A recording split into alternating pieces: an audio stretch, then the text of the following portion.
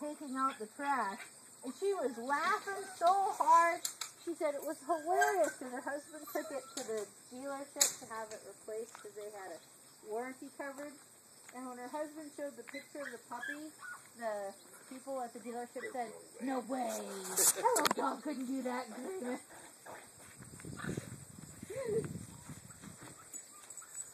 She rules their house, their entire life.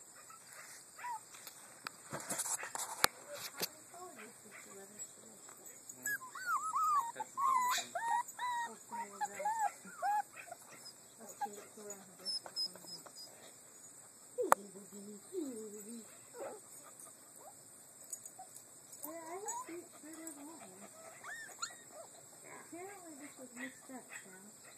Really? Yeah, apparently it went to Newton.